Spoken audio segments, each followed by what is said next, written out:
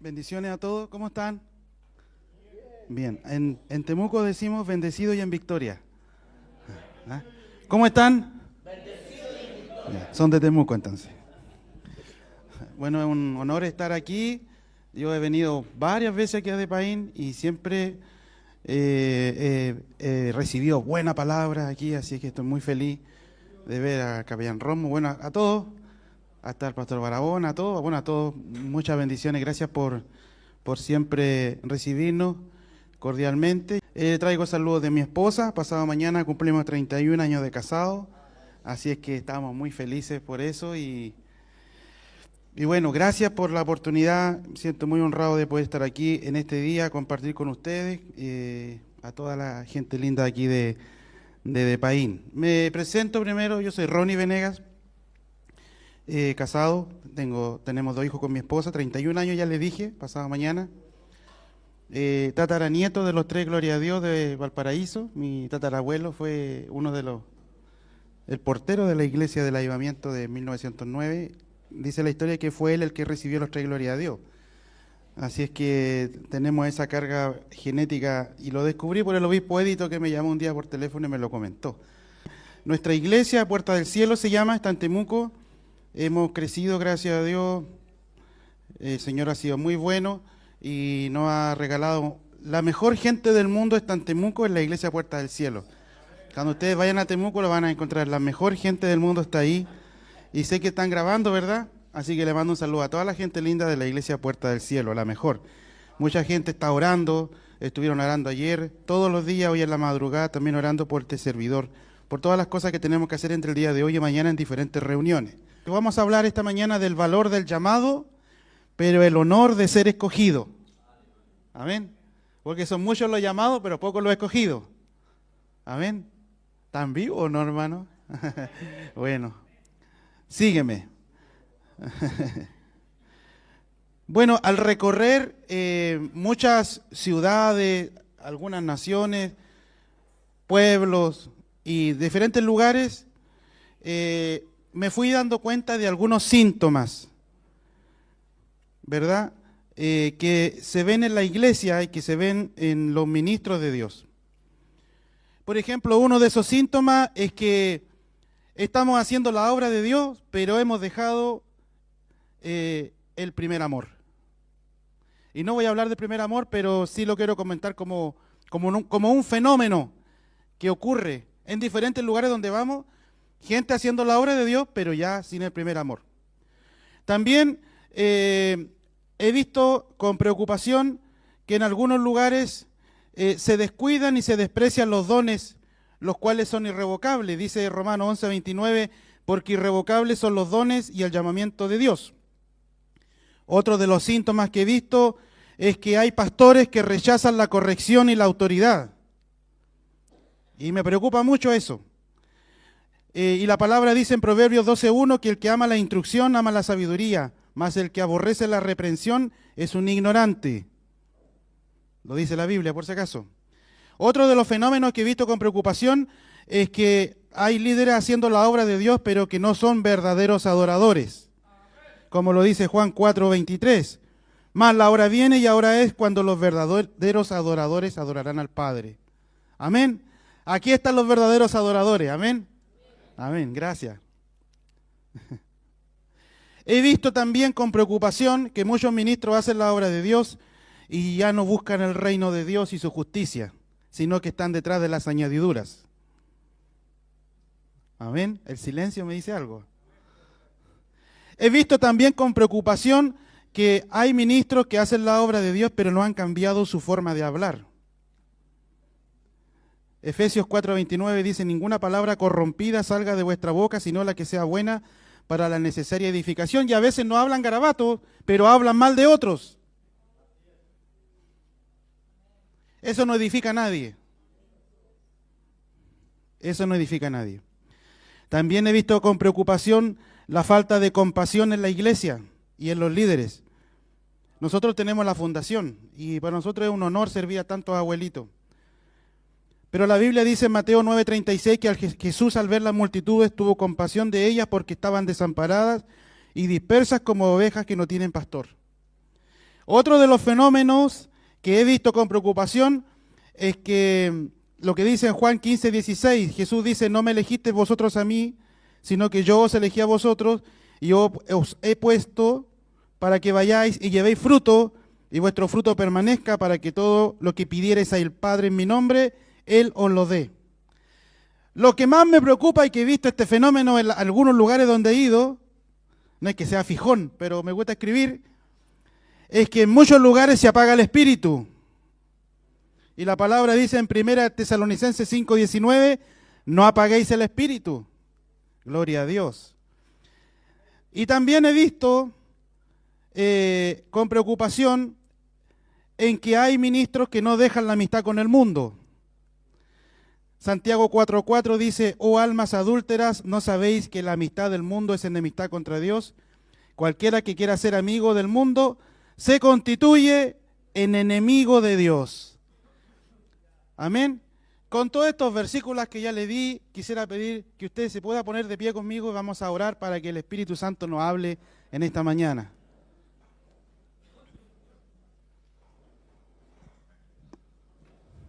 Espíritu Santo, usted es la persona más maravillosa que está aquí esta mañana y lo honramos con todo nuestro corazón. Usted produce el querer como el hacer. Usted conoce la necesidad de cada uno de los que estamos aquí. Usted conoce nuestras debilidades y nuestras fortalezas. ¿Qué cosa podríamos esconder? Ni aún los pensamientos te son ocultos. Espíritu Santo, le pedimos a usted que nos hable esta mañana. Todos nosotros necesitamos recibir tu dirección. Nos presentamos delante de ti con suma humildad, reconociendo que usted es el Señor y que no hay otro nombre bajo el cielo dado a nosotros que podamos ser salvos que no sea Jesucristo. En esta mañana, Señor, disponemos nuestra mente, nuestro corazón, para recibir tu palabra. En el nombre poderoso de Jesús. Amén. Gloria a Dios. Tome asiento. Y aquí sí que me tiro. Ya le hice un diagnóstico de los fenómenos que uno ve, y seguramente ustedes con la experiencia que tienen algunos mucho más, sabrán que hay otros síntomas que se dan y que son muy preocupantes. Yo quise tomar solo algunos. Y les comentaba al principio de este rabino en el que yo aprendí mucho, que falleció lamentablemente, y aprendí lo que era el significado de la palabra sígueme.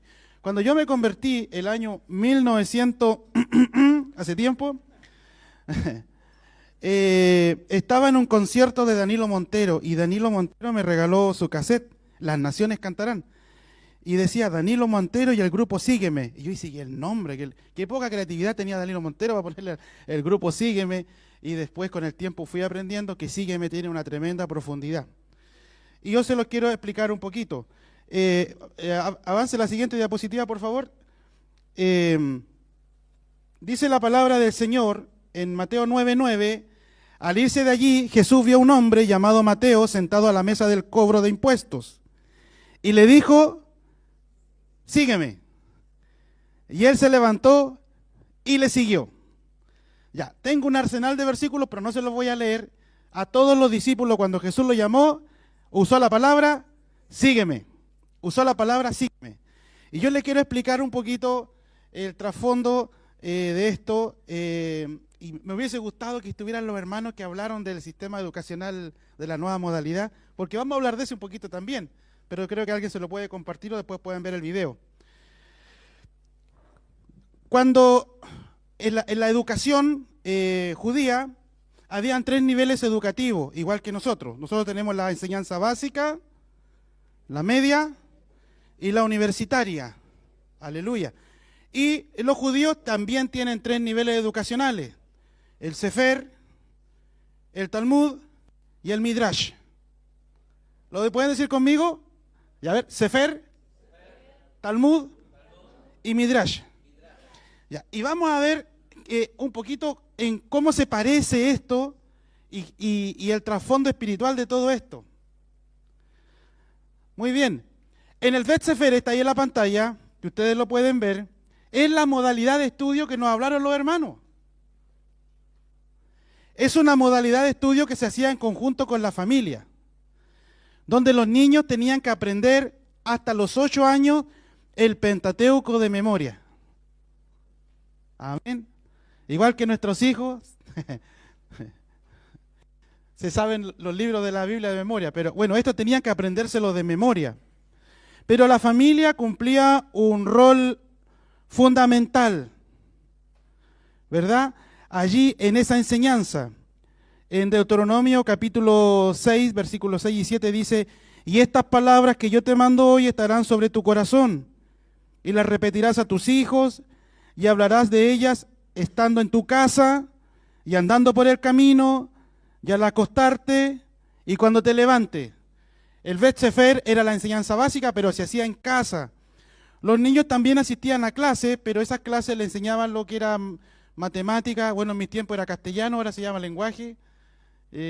Seguramente otras asignaturas, pero en el Bet Sefer, desde el punto de vista espiritual, lo que tenían que aprender ellos era el Pentateuco.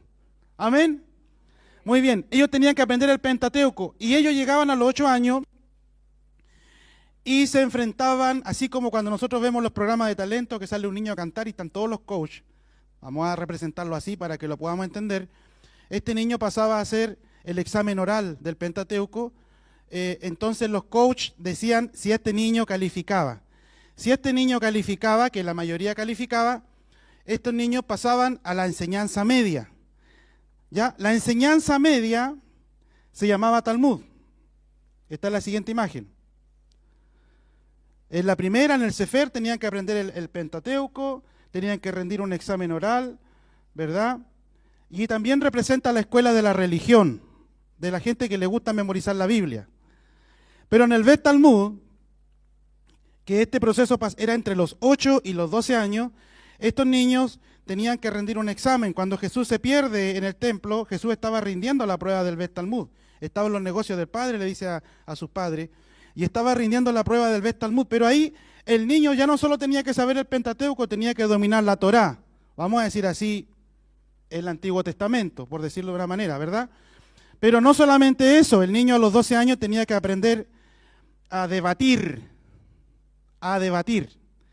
Entonces, en el Sefer, que es la básica, aprendía el Pentateuco y las asignaturas correspondientes a esa enseñanza.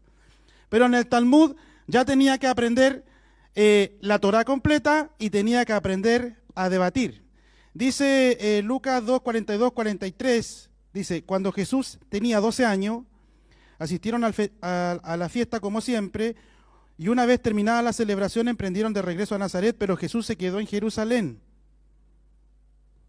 Al principio sus padres no se dieron cuenta. 3 días después por fin lo encontraron en el templo, sentado entre ellos los maestros religiosos, escuchándolo y haciéndole preguntas.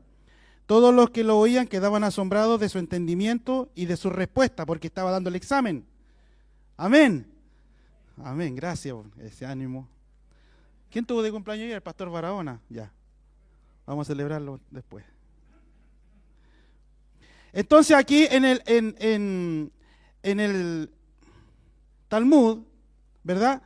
Se aprendía la Torá, se aprendían las materias obvias. ¿Sabe una de las cosas que me llamó la atención? Que en el Talmud comenzaban a aprender astronomía. Que me llamó mucho la atención. Y ellos aprendían la Torá, era la educación normal. Pero aquí otra vez se juntaban los coaches y otra vez pasaba el niño de 12 años a dar la prueba. Y cuando pasaba el niño a dar la prueba, habían 2 posibilidades. Dicen algunos libros, yo estuve leyendo algunos libros, que solamente el 2% de los niños de los 12 años pasaban al siguiente nivel. Del Sefer al Talmud pasaban casi todos. Pero del Talmud al Midrash, o sea, de la media a la universitaria, solamente un 2% aproximadamente. Es decir, muy pocos.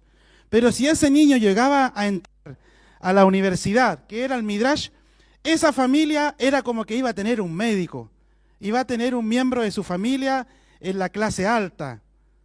iba a tener iba a tomar una reputación esa familia, porque ese niño iba a llegar a la cúspide, es decir, no tenía una aspiración más grande que entrar al Midrash, porque en el Midrash ese niño se iba a transformar en un rabino, iba a ser alguien influyente, iba a tener poder religioso, iba a tener poder político, bueno, iba a tener mucho poder y además tenía su vida asegurada porque iban a recibir una remuneración de por vida, o sea, iba a quedar muy bien acomodado. Y se ganaban estos niños frente a los coaches, yo estoy representándolo así, no es tan así, pero lo represento para que lo entendamos. Pero si el niño, que la mayoría no pasaba, le decían, ¿cómo se llama usted, pastor? Decía, Octavito, le decían, Octavito, usted es muy lindo, muy simpático, pero le queremos hacer una pregunta. ¿A qué se dedica su papá? Entonces usted dígame que era pescador. Pescador. Bueno, entonces le damos una recomendación, un consejo. Dedíquese a la pesca. O sea, no calificó para el Midrash. Y así pasaba al otro. ¿Y a qué se dedica su papá? Mi papá es agricultor. Bueno, vaya a aprender la agricultura porque no tiene dedos para el piano. No sirve para el Midrash. No sirve para la universidad. Descalificado. Váyase a su casa. Era muy traumático para estos jóvenes, pero estaba dentro de las posibilidades. Pero este 2% que quedaba iba a ser un 2% de niños que eran como los Messi, digamos, de Argentina. Los descubrió un veedor a ese niño y ese niño tenía un potencial de ser un rabino. Bueno, traigámoslo a Chile, era un Alexis Sánchez ya. Entonces es como un veedor de fútbol que ve a los mejores de los mejores y a los 12 años se los llevan. ¿Están aquí conmigo, verdad? Muy bien, y esos niños entran, y esta palabra, el Espíritu Santo sé que Él le va a hablar esta mañana, y no quiero que pierdan su expectativa, porque yo sé lo que el Señor está haciendo y voy a ver algo en sus corazones luego de esto, porque es poderoso lo que Dios va a hacer, es poderoso, es poderoso.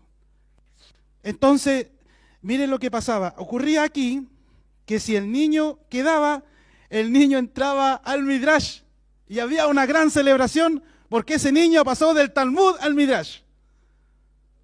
¡Qué tremendo! ¡Gloria a Dios!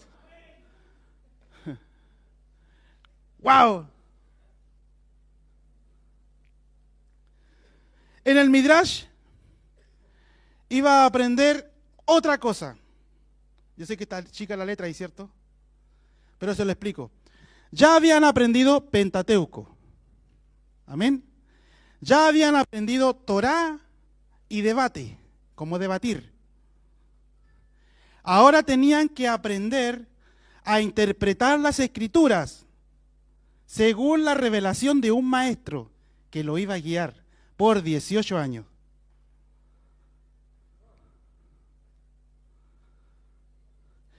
Entonces es un misterio la vida de Jesús de los 12 años a los 30, pero él cumplió porque él cumplió todo. Jesús pasó los 18 años del Midrash, no se sabe quién fue su rabino. Hay unos libros que dicen quién pudo haber sido, pero yo no me atrevería a decirlo porque no tengo certeza. Pero sí, Jesús, como cumplió toda la ley, yo sé que Jesús pasó por ahí. Por eso cuando Jesús volvió a los 30 años, nadie puso en duda si él era rabino o no. Todos le decían rabino, no había problema. Él ya había cumplido con toda la ley. Lo que dudaban era que era el Hijo de Dios, pero rabino no había problema. Porque el tipo había crecido en gracia y sabiduría para con Dios y con los hombres. Y nadie podía decir lo contrario. Su testimonio era irrefutable. Él tenía un gran testimonio. Ahora en el Midrash había que aprender a interpretar, ya no de memoria, ya no a debatir, a interpretar según la revelación de un maestro que era el coach que lo iba a llamar. Habían varios rabinos de la escuela rabínica, y el niño daba el examen y uno de los rabinos decía, vente conmigo, yo voy a ser tu coach. No sé, estoy tratando de parafrasearlo para que me entiendan, ¿verdad? Y ese niño se iba con ese rabino, y ese niño, la felicidad más grande para esa familia, y pasaba un proceso de consagración. Ahí está la siguiente imagen, yo creo que la van a entender un poquito más esta imagen. Aquí vemos al papá consagrando al niño porque va a entregar a su hijo al servicio militar. Lo va a entregar a los 12 años para que ese rabino lo guíe. Y el padre solo le daba un consejo. Solo le daba un consejo. Le decía, hijo mío, usted no se bañe en todo el día. No se bañe en todo el día. y ande cerquita de su rabino. Cuando su rabino camine y levante porque no estaban pavimentadas las calles, y levante el polvo con la sandalia, va a ser una alta honra para usted estar lleno del piñén de su maestro. Si usted llega a la noche y no tiene tierra que le trajo el caminar de su maestro, quiere decir que usted no estuvo detrás de él y va a deshonrar la familia. Así que usted, cuando llegue a la noche, mientras más tierra se saque, más cerca anduvo de su maestro. Gloria al nombre de Jesús. Gloria al nombre de Jesús. Qué tremendo, hermano, pastores. Este niño se comenzaba a mentalizar, ya el papá lo entregaba y la mamá también lo consagraba. Ahí está la siguiente imagen. ¿Cómo consagraba la mamá al niño? La mamá le regalaba un pote con miel y le decía al niño: hijo mío, que la revelación de tu maestro te sea más dulce que la miel. ¡Wow! Ya no tenía que aprender Pentateuco, ya no tenía que aprender Torá, ya se la sabía, pero ahora tenía que saber interpretarla con el espíritu correcto. Mucha gente se quedó en el Talmud, sabe Biblia, sabe doctrina, sabe teología, pero no estuvo nunca detrás de un maestro que le enseñe a interpretar correctamente las Escrituras. Y por eso tenemos tantos problemas de distorsión. Que la revelación de tu maestro te sea más dulce que la miel.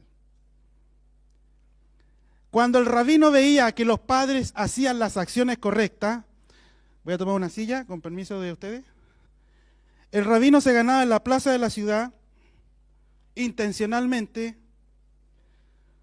ponía su pie con su chalita arriba de la altura, se desabrochaba la sandalia, como sale ahí, y le decía al pueblo: miren, este niño de 12 años que me va a abrochar la sandalia, este es mi discípulo. Que todo el pueblo lo sepa, que nadie lo toque, no hablen mal de él. Él pasó todos los exámenes, él es mi discípulo. Lo vieron todo y ahí todos veían que él le abrochaba la sandalia a ese rabino.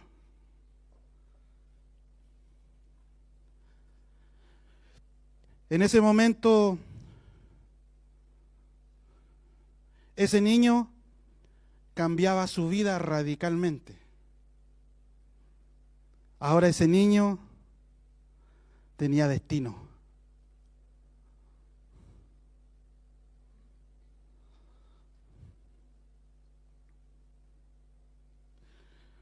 Y esta escuela del Midrash es la escuela del reino. Mire, ya sabemos la Escritura, pero necesitamos la revelación, cristocéntricamente hablando.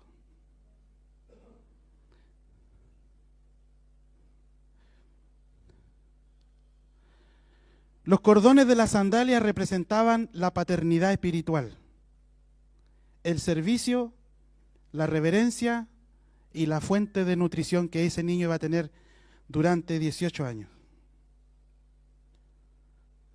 Y yo sé que ustedes, cuando dije esto de la sandalia, al tiro se acordaron de Juan el Bautista, ¿verdad? ¿Sí o no? Que Juan el Bautista, cuando ve que viene Jesús, él: no soy digno de abrochar la sandalia. O sea, no le llevo ni a los tobillos. No soy digno de ser su discípulo.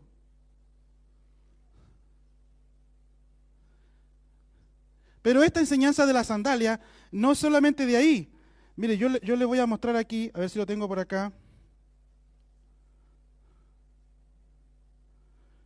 No lo tengo acá, pero me viene a la mente.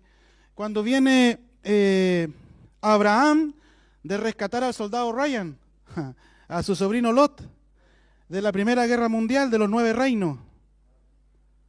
Viene de vuelta Abraham y le aparece el rey de Sodoma.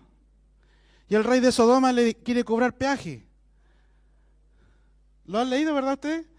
Y él le dice, mira, rey de Sodoma, le dice a Abraham: ni los cordones de las sandalias voy a tocarte, para que nadie nunca diga que yo soy un hijo espiritual tuyo o tengo tu impartición. Yo no tengo nada que, en otras palabras, no tengo nada que ver contigo. Y no te pienso pagar peaje. Pero después aparece Melquisedec. ¿Y qué es lo que le ofrece? El pan y el vino. Por su obediencia, él fue adelantado a los tiempos. Digamos que la primera cena del Señor la tuvo él. Y dice que él le dio los diezmos de todo. Porque vino la revelación. En el Midrash viene la revelación. ¿Por qué ustedes en Rey Michil están orando? Por revelación. No tenemos una Biblia extra que no tengan todos los demás. Tenemos la misma Biblia, los mismos versículos. Pero estamos pidiendo a Dios dar una revelación de lo que tenemos que hacer. Gloria a Dios. Ahora, Juan reconoce que el que está bautizando, él no es digno de abrocharle la sandalia. ¿Verdad? El libro que yo estoy escribiendo, que se llama Cristiano en la cárcel, hablo de Juan. Porque miren, en las cárceles se daban las siguientes enfermedades. Se daba ceguera, o sea, estaba el ambiente propicio para la ceguera. Parálisis o cojera, se producía por el, no sé si la palabra es correcta, estullimiento, pero se tullían. También en las cárceles proliferaba rápidamente la lepra, la sordera o sordera espiritual, y la muerte, o muerte espiritual también, y la pobreza.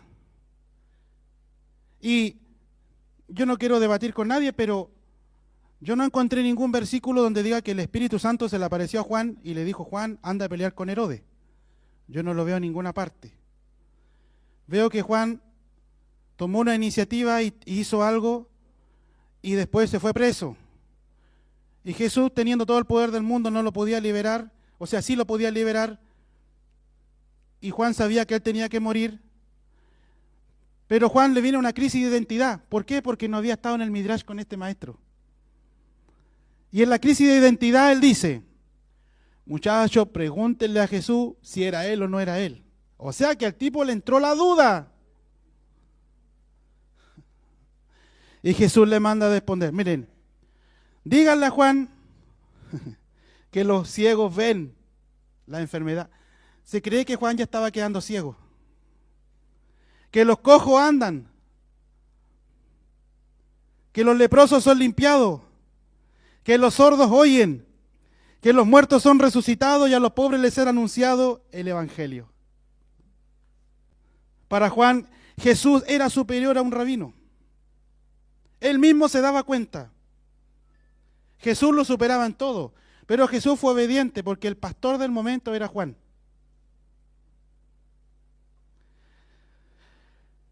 Gloria a Dios. En la siguiente imagen les quiero mostrar ahí la razón por la que odiaban a Jesús. ¿Cómo dijo que se llamaba usted, pastor? Octavio. ¿Se acuerdan que Octavio fue rechazado del Midrash? Y lo mandamos aquí a pescar. Lo mandamos a pescar. Ahora aparece Jesús y le dice: Octavio, sígueme. Marco, sí, discúlpeme que lo diga así, sígueme. Manuel, sígueme. Los otros rabinos que habían reprobado a estos niños, ahora apareció un rabino que sí estaba acreditado, que sí estaba autorizado, llamando a todos los fracasados. Jesús apareció en nuestra vida cuando nosotros estábamos fracasados. El sígueme de Jesús tiene un valor muy grande. Para muchos religiosos yo no califico. Estoy hablando de yo, de Ronnie. Y la Biblia dice que por sus frutos los conoceréis. Y yo les mostré un poquito de los frutos. No todos los frutos, pero mostré un poquito de los frutos. Pero a veces veo gente hablando mal de otra y el que está hablando mal no tiene ni un fruto. Tiene puras piedras para pegarle al árbol que tiene fruto para que le caigan los frutos. Pero al que tiene fruto, pregúntale el fruto a la manzana si no le dolió cuando la mascaron. Porque el fruto lo sacan a la fuerza. Y hay gente que te envidia por tu llamado. Y sabe que envidia es es admiración sin gratitud. El que te envidia te admira. Realmente te envidia, pero realmente te admira. El problema es que no puede sentir gratitud por ti porque sabe que nunca te va a alcanzar.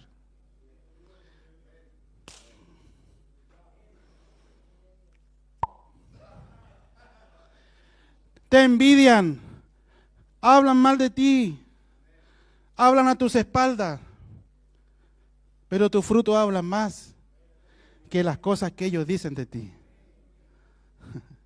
Te envidian porque te admiran, porque quisieran hacer lo que tú haces, tener lo que tú tienes, ir donde tú vas. Quisieran ellos.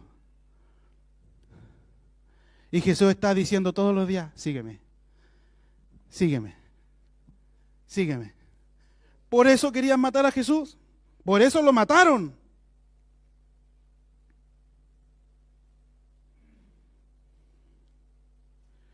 Él les dijo, sígueme a todos los fracasados del Midrash.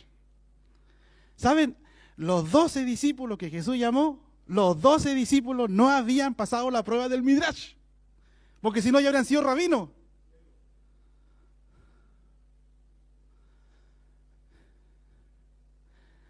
Ahora la gente quería seguir a Jesús y no a los religiosos, porque Jesús tenía el reino y los religiosos tenían la religión.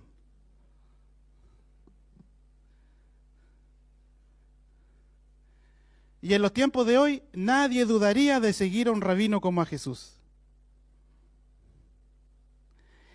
Pero Lucas 6:13, en la siguiente imagen, también habla ahí, dice que él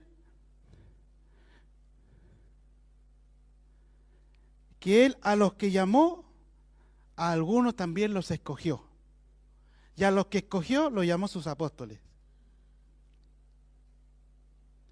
Y dice Mateo 22:14, que muchos son los llamados y pocos son los escogidos.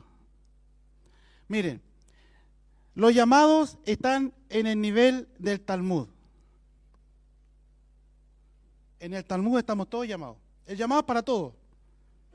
El Señor nos llama a todos estamos en el Talmud. Todos sabemos al menos un versículo, ¿verdad? Y todos sabemos debatir. Mire, tengo mucho más, pero sé que el tiempo se me va. Pero perdónenme mi manera de predicar. Me gusta mucho la pedagogía, pero iba a traer yo una pelota de calcetines, pero no tengo ninguna. ¿No habrá por aquí una pelota de tenis o alguien que ande trayendo algo parecido? ¿Que se pueda tirar? ¿Algo que se pueda tirar? Algo que no se vaya a romper, pero que se pueda tirar. Y necesito un voluntario. Voy a decir, no digo modelo porque no son tan lindos, pero por lo menos voluntario. Que me ayude aquí, por favor, Gabriel Ramiro. Y la gente del Data, si me puede ayudar a poner un versículo arriba. Vamos a poner 2 versículos, Jueces 20:16 y después Primera de Samuel 16:18. Aquí vamos a terminar con esto. Bueno, y yo quisiera preguntar si hay aquí alguien que sea capaz, tiene que parar ahí como que fuera un lazo, paradito. Alguien que sea capaz, más allácito por favor. Ahí. Y después van a saber por qué lo escogí a él. No, quiero que se coloque así, mire. Dígame nomás. No, que todo tiene una explicación aquí. Así, suéltelo nomás, así. Que le van a tirar la cosa aquí para que le den a esto.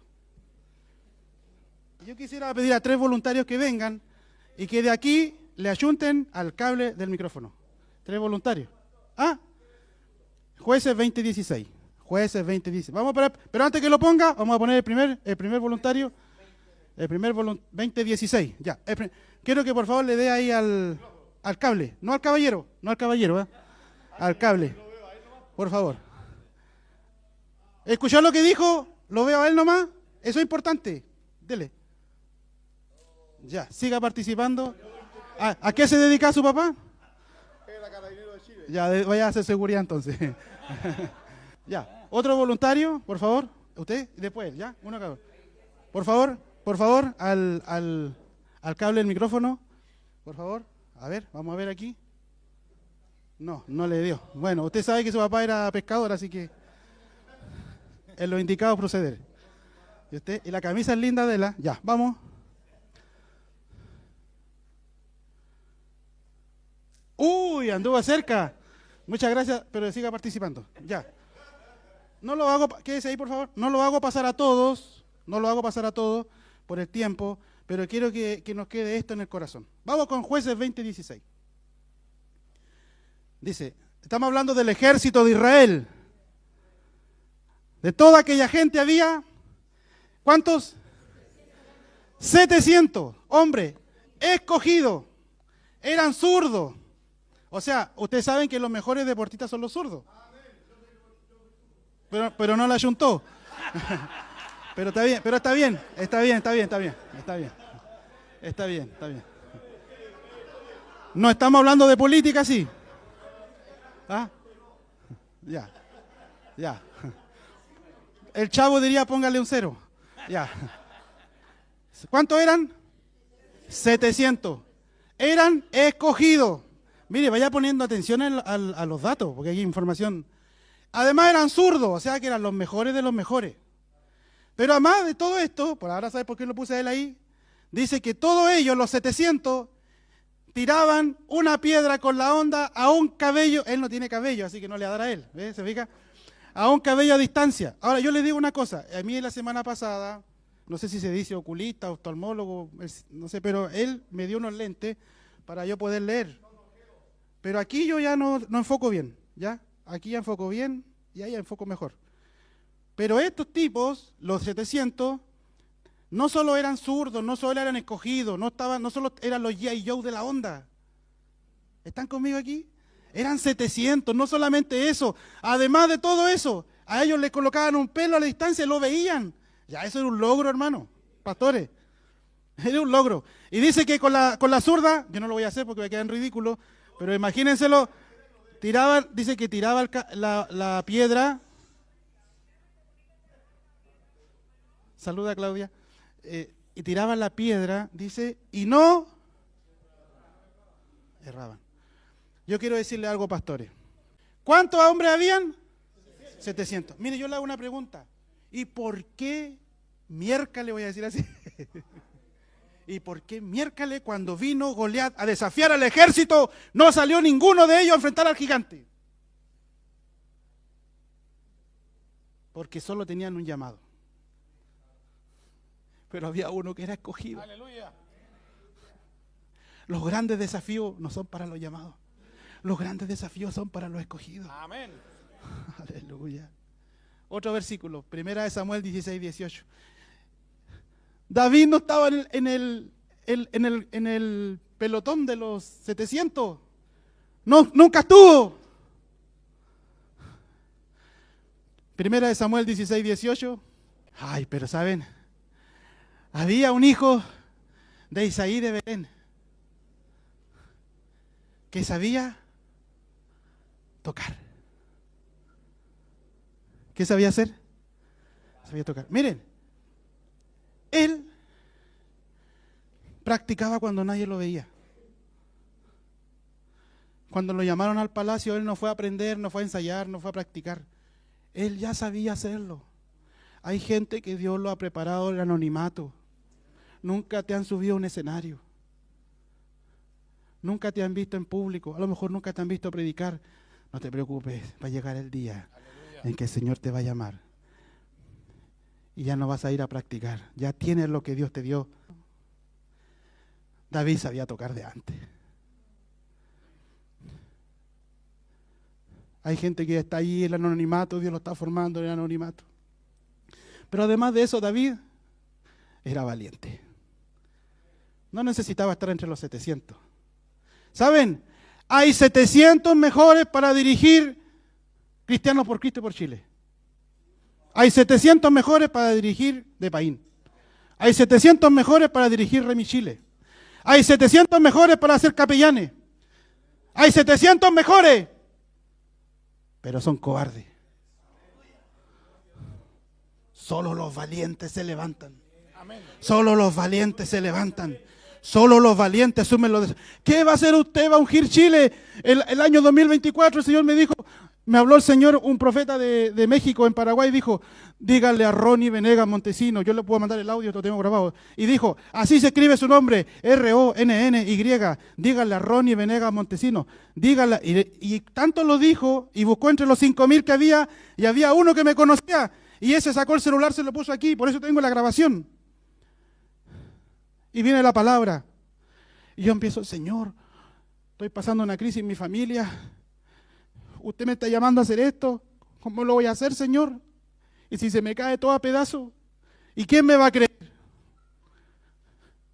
Si por causa de la visión nos quieren matar. Hablan mal de nosotros por lo que hacemos.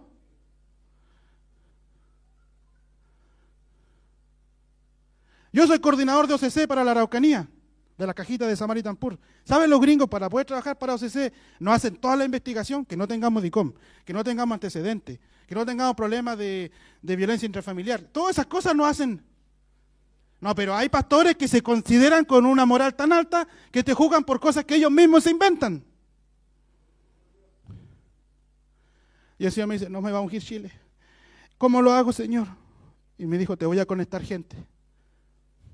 Y empiezo y aparece uno, apareció otro. Ya teníamos una red, pero necesitábamos a los escogidos de los llamados, ¿me entienden? Ya teníamos los llamados, pero nos faltaban los escogidos de los llamados. Y el Espíritu Santo me dijo, yo te voy a ayudar, yo estoy contigo, esto es mío, esto no es tuyo. No se me vaya capellán, porque usted es fundamental aquí. Entonces me dice el Señor, yo hago un análisis presupuestario, porque siempre que hago proyectos, y los que me conocen más saben que yo tengo 3 profesiones. Y una de mis profesiones es administrador público y asesoro a varias autoridades. Hago una planilla con una planificación financiera para poder cumplir el proyecto que Dios me estaba pidiendo. El proyecto me salía 50 millones. Si yo juntaba mis 12 sueldos del mes, yo iba a llegar a 1.200.000. Y el Señor me dijo, yo estoy contigo, dale, voy a poner la gente. Y empiezo. Y el Señor me dice, van a hacer ayuno 214 días. Bueno, vamos a empezar a ayunar. Empezamos a convocar ayunos, empezó a conectar la gente. La MEO fue fundamental. Van a conectar gente de Perú, de Chile. Bueno, ya empezó todo un movimiento y nosotros empezamos y el Señor dice, bueno, lo primero que van a ir a ver, van a ir a abrir los pozos a Punta Arenas. Tienen que ir a abrir los pozos a Punta Arenas. Ya, vamos a ir a Punta Arenas, no está en el presupuesto. Y todo, pastores, no sé si me entienden, todo tenía que, yo no daba, no me daba, no solo los números, no me daba mis capacidades, no me daba. Yo me paraba frente a este versículo y le trataba de dar a la onda, pero al pelo, pero no le daba. Y en oración buscaba y no le daba y no me daba y no me daba. Y bueno, llegó el día, compramos los vuelos a Punta Arenas y llegamos a Puerto Montt a tomar el vuelo a Punta Arenas, porque de Temuco nos sale en vuelo a Punta Arenas. Y llegamos a Puerto Montt a tomar el vuelo y nos dice la gente de la aerolínea, dice, no pueden viajar a Punta Arenas porque Punta Arenas está cerrado por nevazón. Cayó la primera nevazón del año, fue en julio del año 2024. A ver, sí, fue en julio, la primera semana de julio. Y yo le digo a la señorita, discúlpeme, pero Dios nos mandó a Punta Arenas y yo tengo que llegar a Punta Arenas, dígame cuáles son las alternativas. Lo único que usted podría hacer, tendría que ir a Santiago, y en Santiago hay un vuelo que sale en la noche y ese vuelo no lo han suspendido. O sea, habíamos tomado desayuno en Temuco, almorzamos en Puerto Montt. Vinimos a tomar 11 a Santiago y tomamos el vuelo a Punta Arenas. ¿Están conmigo aquí? Íbamos llegando a Punta Arenas y cuando íbamos en el aire, se larga la nieve y el viento. Y dicen por la aerolínea, dice el avión, señores pasajeros, estamos enfrentando dificultades climáticas. ¿Están aquí conmigo, verdad? Amén, amén. Bueno, y después que salimos de ahí, al otro día nos fuimos a orar. ¿Y sabe lo que pasó? Se congeló el mar. ¿Lo vieron las noticias cuando se congeló el estrecho de Magallanes? Se congeló el mar. Nosotros estábamos impresionados. Podíamos caminar en el agua, en el mar. Llegamos de Punta Arenas, encendido como leones, ¿verdad? Lo que habíamos hecho. Estamos ahí todavía en 1 Samuel 16:18, por si acaso. Ya estoy terminando, pastor. Y voy a una actividad con el alcalde de Temuco, porque yo soy asesor del alcalde. Y eso es una cosa que tiene mucha envidia a los pastores y no lo entiendo. Cuando oraron tantos años para que Dios levantara a un José y ahora que lo levantó lo quieren echar abajo. No todos, son como 5 o 6.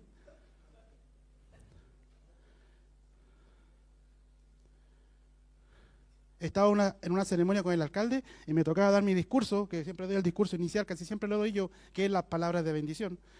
Y voy subiendo al lugar y me llaman por teléfono y yo dije, bueno, no voy a contestar y después dije, ya contesto. Contesto el teléfono, era un doctor y me dice, don Ronnie, soy el doctor tanto, estoy en el hospital regional, su papá le dio un infarto, se está muriendo, venga a despedirse de su papá. Veníamos llegando del triunfo de Punta Arenas. ¿Está conmigo, no?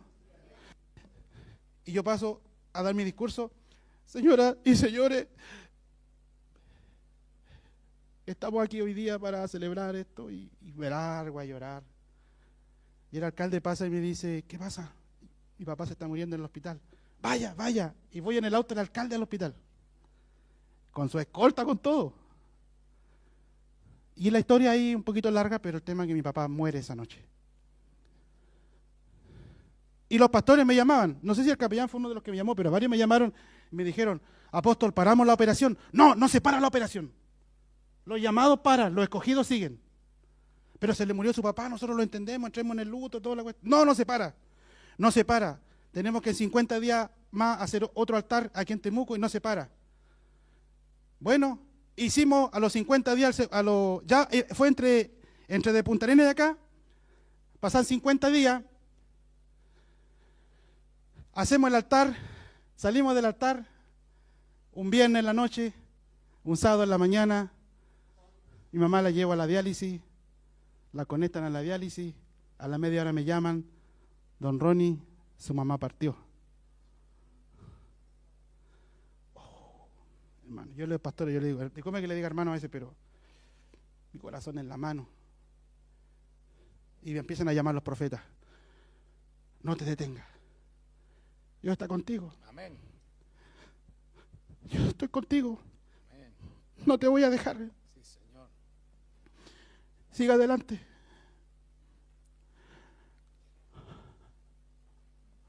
Sepulté a mi mamá. Y nos fuimos al siguiente altar. Apóstol, ¿paramos? No, no se para. No se puede parar.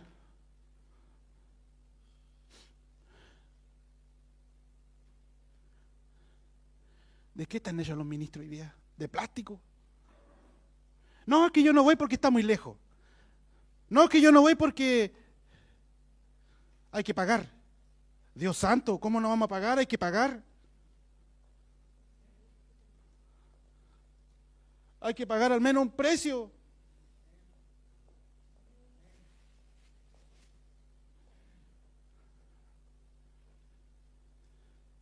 Ungimos Chile.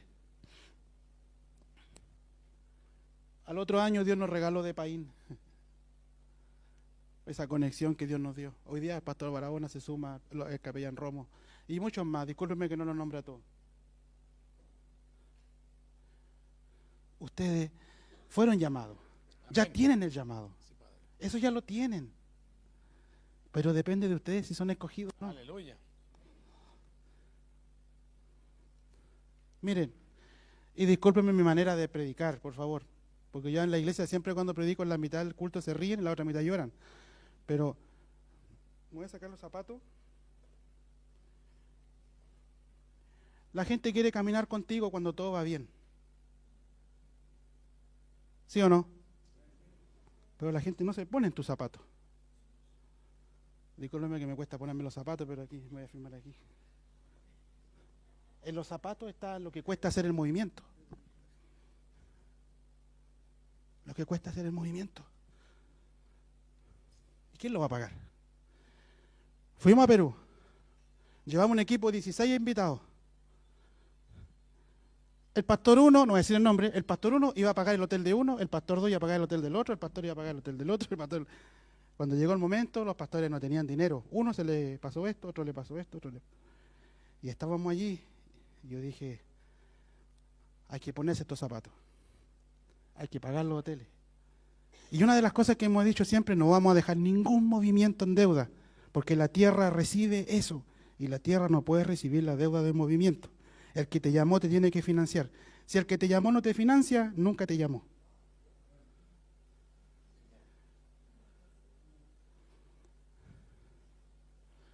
Ese era David. Vigoroso, hombre de guerra, prudente en sus palabras y hermoso, y Jehová está con él. Porque dice que en David Dios lo formó, en Belén lo formó. Pero después David tuvo que ir a Adulam. Y en Adulam lo siguieron 400 campeones No, no eran campeones. Endeudados, afligidos, quebrantados. Y allí aprendió a adorar en medio de la crisis. No, si David no era cualquier cosa, hermano. Pero después fue a Hebrón, a 1000 metros de altura. Y en Hebrón el Señor lo entrenó en diplomacia. No es que la política es del diablo, la política no es del diablo.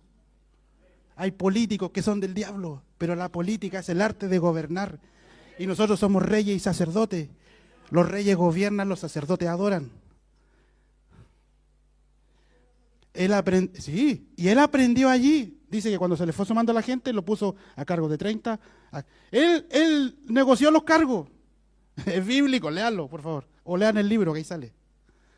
Y después Dios lo lleva a Sión. Estoy seguro que ninguno de nosotros le hubiese dado el pelo a distancia.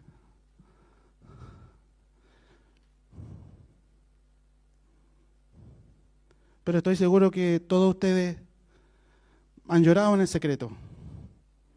Han parido sus sueños. Le han tirado agua. Ustedes quieren prender algo y le tiran agua. Y usted dice, ¿por qué estoy de pie? Y se lo preguntan. Y algunos se han preguntado, y si no soy el mejor, ¿por qué Dios me llamó? ¿Y por qué estoy aquí? ¿Y por qué? Porque hay 700 mejores que no lo quieren hacer. Y alguien lo tiene que hacer. Amén. Y yo le quiero preguntar esta mañana, ¿quiere pasar de ser un llamado a un escogido? Mire qué sencillo. Me di la tremenda vuelta para decir esto, pero no soy un gran predicador como otro. Pero yo le hago un llamado de parte de Dios. El Señor te está diciendo, sígueme. Aleluya.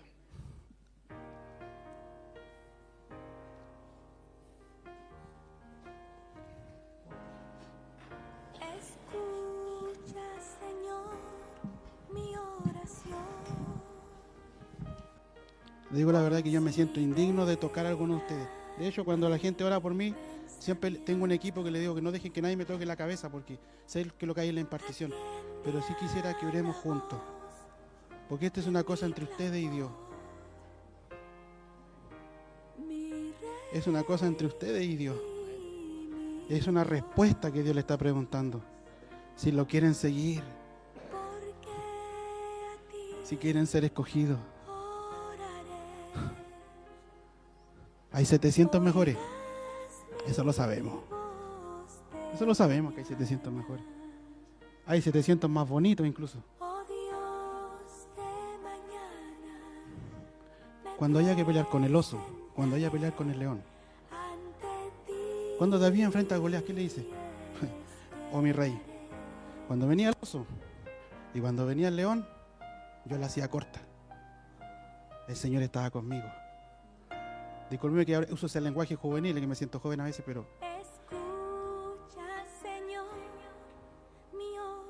sigue entrenando en el secreto. Sigue preparándote en el secreto. Sigue entrenando en el secreto. Hay alguien que te está mirando. Padre, esta mañana esta palabra ha sido compartida desde un corazón humilde. Y si no he podido orar por todos, Señor, usted, Espíritu Santo, ha hablado a cada uno en particular. Y qué bueno es saber que en Santiago,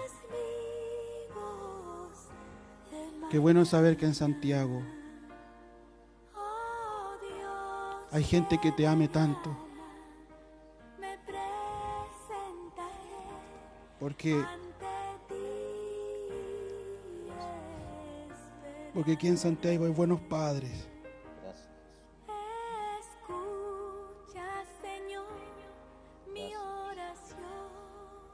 Y Jesús y el Padre siempre fue original. Las imitaciones no tienen la esencia. Y hoy profetizamos, Señor, que todo lo genuino que viene de ti se manifestará por medio de tus hijos, de tus hijas. Ayúdanos a ser genuinos. No queremos copiar a nadie. Queremos sumar a los que están. Pero también queremos, Señor, cumplir con lo original y nuevo que tú nos diste a nosotros. honramos, te honramos, te honramos, te honramos. Te honramos, te honramos, te honramos. Te honramos, te honramos, te honramos. Dimensiona tu iglesia, Señor, dimensiónanos. Dimensiónanos, Señor. Ayúdanos a ser como las águilas, que no pelean con la serpiente, solo la llevan a las alturas. Allí no tienen control. Te honramos, Señor, en el nombre de Jesús. Amén. Gloria a Dios. ¿Cuánto le pueden dar un fuerte aplauso al Señor?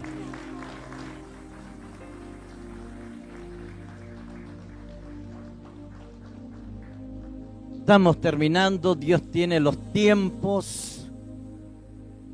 Dios tiene los tiempos y tiene los momentos. Amén.